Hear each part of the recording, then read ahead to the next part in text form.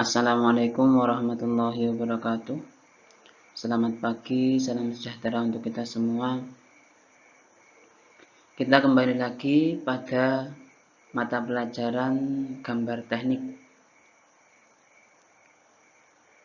Hari ini untuk pertemuan kedua kita akan membahas mengenai penyajian gambar tiga dimensi.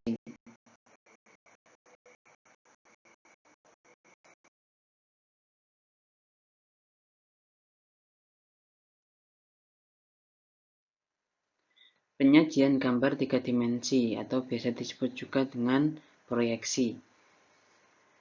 Proyeksi dibagi menjadi tiga, yaitu proyeksi piktorial, ortogonal, dan pandangan. Untuk piktorial dibagi lagi menjadi 4, yaitu dimetri, isometri, miring, dan perspektif. Sedangkan proyeksi pandangan dibagi menjadi 2, yaitu pandangan Eropa atau biasa disebut juga dengan kuadran 1, dan juga proyeksi Amerika atau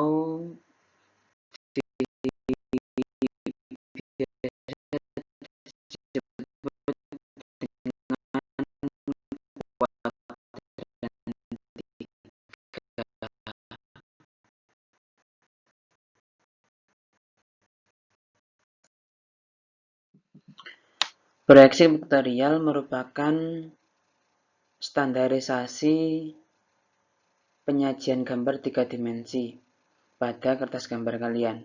Jadi nanti jika kalian disuruh menggambar almari kok yang kotak, itu ada standarnya tersendiri.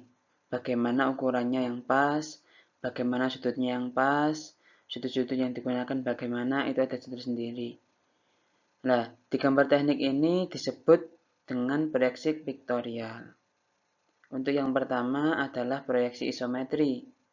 Proyeksi piktorial isometri, di mana ciri pada sumbu yaitu sumbu X dan sumbu Y mempunyai sudut 30 derajat terhadap garis mendatar. Sudut antara satu dengan sumbu yang lain ada 120 derajat. Dapat dilihat pada gambar sampingnya bahwa sumbu X dan sumbu Y mempunyai sudut 30 derajat dari garis mendatar. Sedangkan jarak antara X dan Y adalah 120 derajat. Terus untuk ukurannya, untuk ukuran X dan Y, itu panjangnya sama dengan panjang aslinya.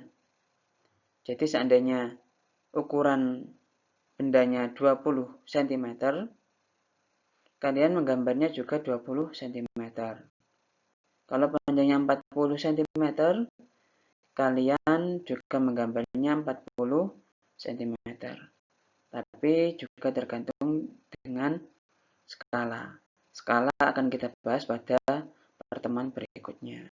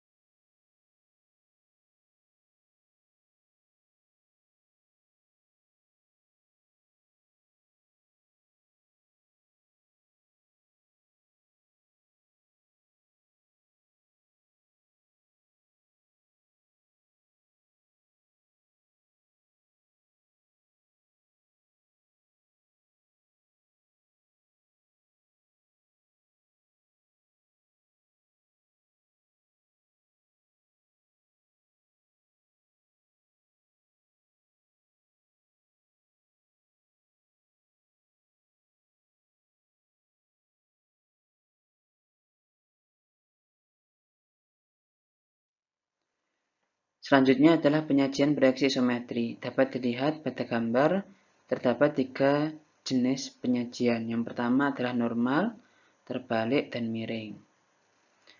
Cara menggambarnya sebenarnya sama saja, aturannya sama saja, tapi nanti bentuk posisi gambarnya saja yang berbeda.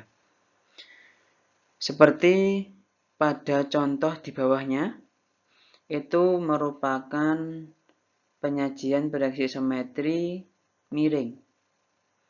Kenapa kok bisa disebut miring? Karena sumbu Y dan sumbu X itu posisinya berada di atas dan di bawah. Sedangkan yang menjadi garis mendatarnya adalah sumbu Z.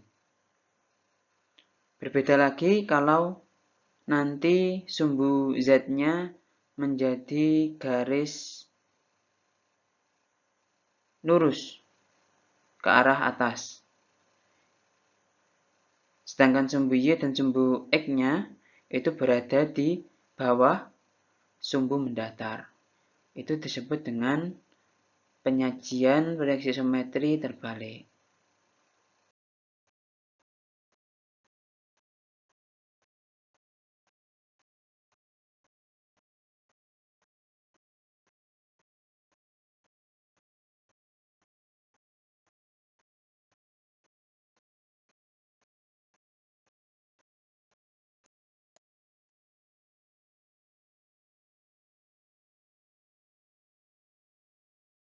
Selanjutnya adalah proyeksi dimetri. Proyeksi dimetri mempunyai ciri pada sumbu, yaitu sumbu X mempunyai sudut 10 derajat, sedangkan pada sumbu Y mempunyai sudut 40 derajat terhadap garis mendatar. Dapat dilihat pada gambar sampingnya, sumbu X itu 10 derajat dan sumbu Y itu adalah 40 derajat. Untuk ketentuan ukurannya, perbandingan skala ukuran pada sumbu X yaitu 1:1. Maksudnya jika pada benda 20 cm, sampaian gambar 20 cm juga pada kertas gambar kalian. Dan skala pada sumbu Y yaitu 1:2, yang artinya semakin pendek. Jadi kalau di gambar aslinya itu, di benda aslinya itu 10 cm, kalian menggambar di buku gambar itu setengahnya, yaitu 5 cm. Tetapi untuk garis ukurnya nanti tetap ditulis 10 cm. Terus untuk sumbu Z-nya 1:1. Selanjutnya adalah proyeksi miring. Proyeksi miring mempunyai sumbu X berimpit dengan garis mendatar atau 0 derajat terhadap sumbu mendatar. Sedangkan sumbu Y-nya mempunyai sudut 45 derajat terhadap garis mendatar. Dapat dilihat pada gambar sampingnya. Untuk ketentuan ukurannya, skala pada proyeksi miring sama dengan skala proyeksi dimetri, yaitu skala pada sumbu X 1:1, pada sumbu Y 1:2. Seperti yang saya jelaskan tadi, apabila di benda aslinya itu 10 cm, maka di gambar kalian menggambar dengan ukuran 5 cm. Lebih kecil daripada benda aslinya. Sedangkan untuk sumbu Z adalah 1:1.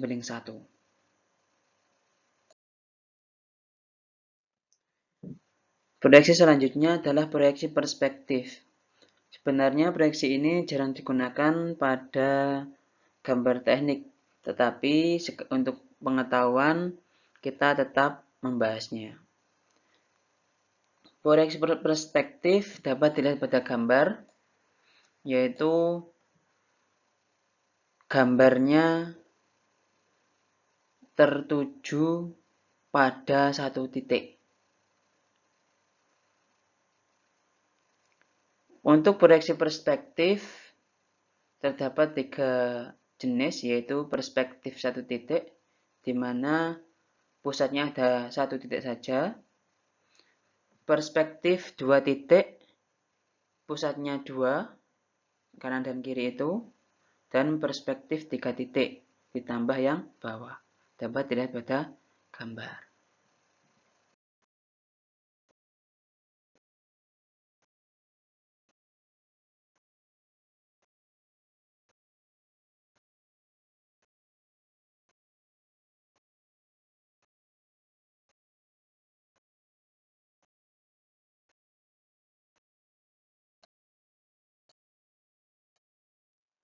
Selanjutnya kita akan membahas mengenai proyeksi ortogonal. Tadi kita telah membahas mengenai proyeksi vektorial. Proyeksi vektorial tadi dibagi menjadi 4 apa saja? Proyeksi isometri, dimetri, miring, dan perspektif. Selanjutnya adalah ortogonal. Apa itu proyeksi ortogonal? Proyeksi ortogonal adalah gambar proyeksi suatu objek yang bidang proyeksinya atau bendanya tegak lurus terhadap proyektornya atau terhadap orang yang melihatnya. Contoh pada gambar di bawahnya, garis A dan B miring, seandainya miringnya 60 derajat. Kita melihatnya dari sisi proyektornya, tegak lurus. Seandainya kita gambarnya seperti gambar aksen dan B-aksen.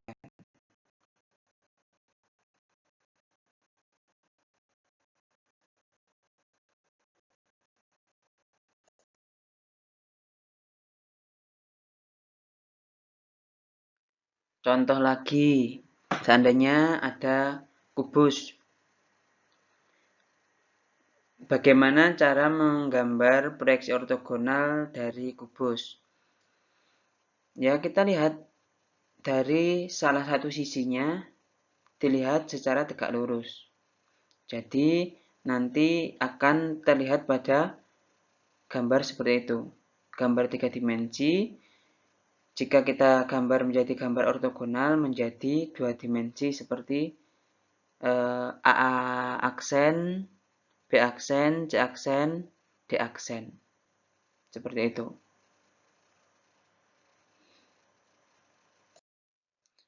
Satu contoh lagi, seandainya ada benda seperti gambar A, gambar 3 dimensi. Bagaimana cara menggambarnya menurut proyeksi ortogonal? Kita ambil salah satunya saja, salah satu dari sisinya. Kan ada sisi depan, sisi kanan, sisi kiri, sisi belakang, sisi atas, sisi bawah. Kita ambil salah satu sisinya saja. Untuk gambar ini, contoh gambar ini diambil sisi depan. Hasilnya seperti pada gambar A.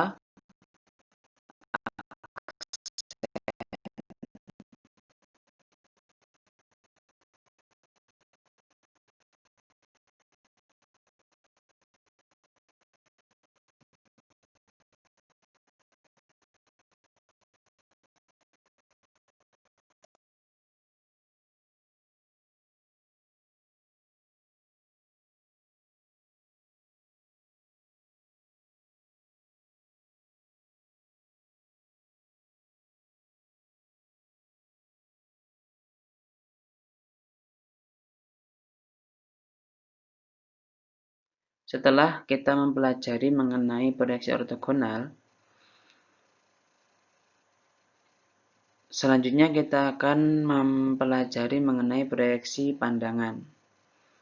Nah, proyeksi ortogonal tadi akan sangat berguna, akan sangat dibutuhkan pada proyeksi pandangan ini.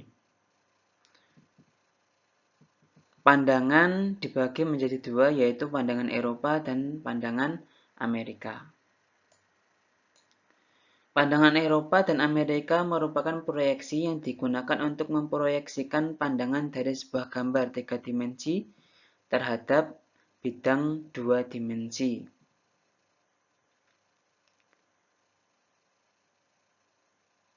Untuk gambar proyeksi Eropa biasa disebut juga dengan pandangan kuadran 1, sedangkan untuk proyeksi Amerika atau pandangan Amerika biasa disebut dengan kuadran 3.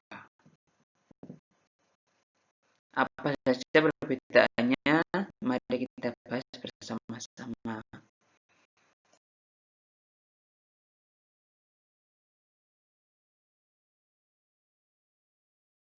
Proyeksi pandangan Eropa atau kuadran 1 digambar dengan membayangkan seperti melihat cermin, di mana pandangan kanan digambar di kiri gambar depan, dan pandangan kiri digambar di kanan pandangan depan. Dapat dilihat pada contoh di bawahnya. PA pandangan atas, PB pandangan bawah, PD pandangan depan. Yang nanti hasilnya akan seperti pada gambar sebelah kanan. Kalian amati bagaimana gambar pandangan depan yang tengah itu, yang bentuknya seperti L. Kalian perhatikan garis-garisnya yang tengah. Dimana perbedaan ke antara garis khayal dan garis nyata. Garis nyata itu yang lurus, garis khayal yang strip-strip itu. Bedakan dengan proyeksi pandangan Amerika yang akan dibahas pada slide selanjutnya.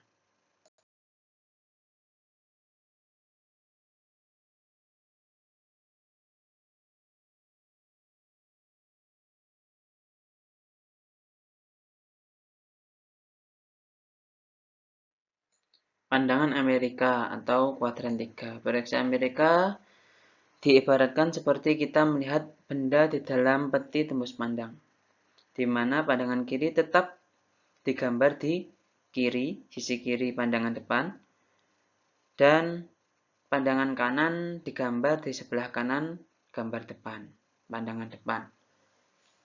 Contohnya seperti gambar tadi, bedakan bagaimana cara menyajikan pandangan Amerika dan Eropa.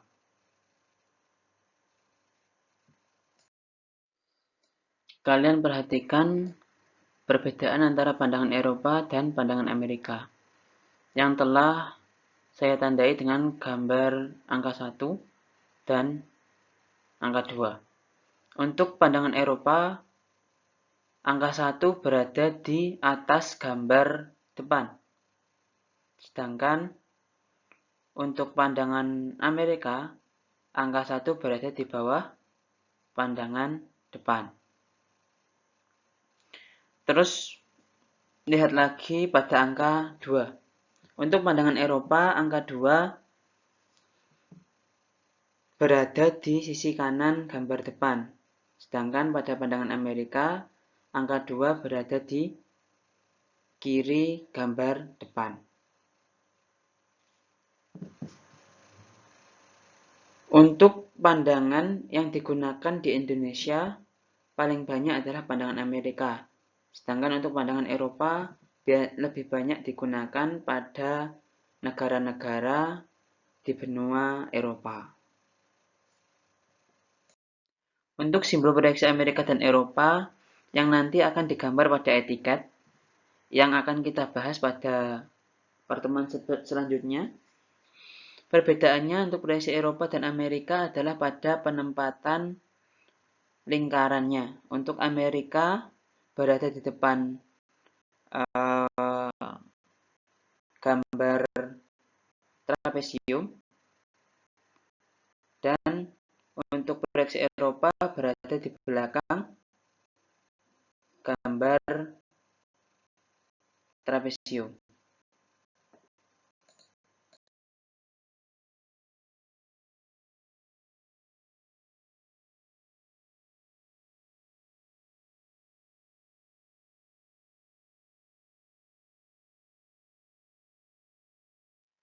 Selanjutnya adalah pemilihan pandangan depan. Di awal pembahasan tadi, kita telah menyinggung sedikit mengenai pandangan depan.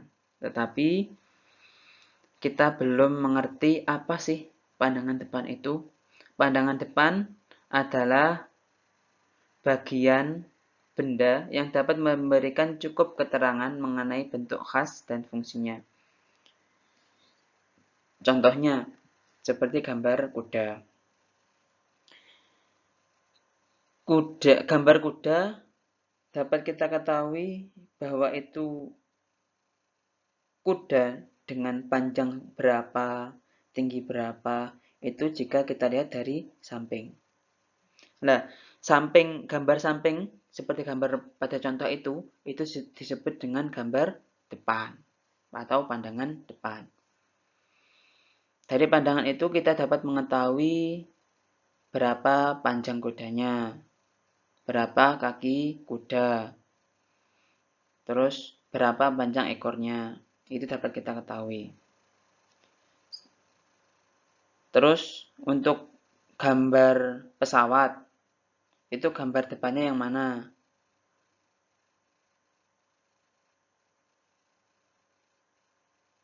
Untuk gambar pesawat, gambar depannya itu yang tengah. Terus untuk gambar atasnya itu yang seperti itu.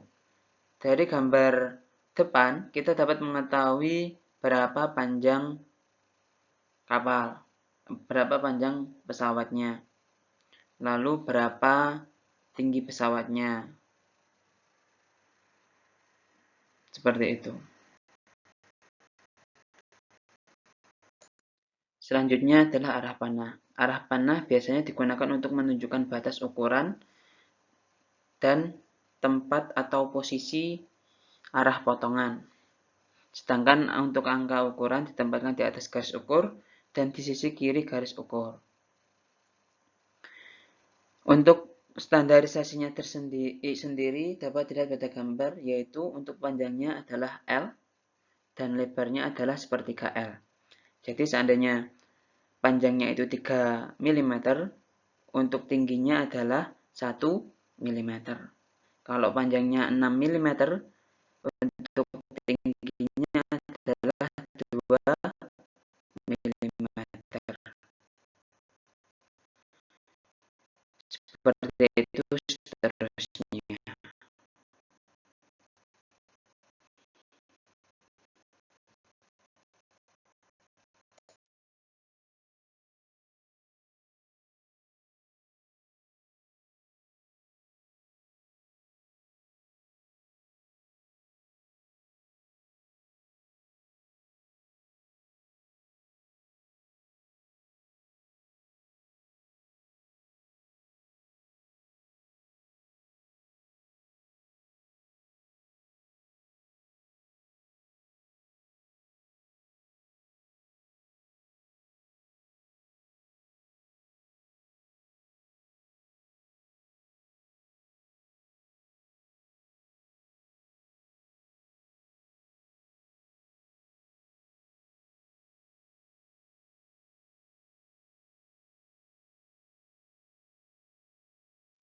Alhamdulillah, untuk materi hari ini telah kita pelajari mengenai berbagai macam proyeksi, mulai dari proyeksi vektorial, ortogonal, maupun pandangan. Untuk selanjutnya, tugas-tugasnya dapat kalian klik pada rubrik tugas untuk menyelesaikan tugasnya. Kalian wajib membaca materi ini karena soal-soalnya saya ambil dari materi yang telah disampaikan. Demikian, apabila ada pertanyaan atau ada hal yang belum dipahami dapat ditanyakan langsung pada Bapak melalui WA, chat WA maupun telepon secara langsung. Demikian, apabila ada kurang lebihnya, saya mohon maaf. Wassalamualaikum warahmatullahi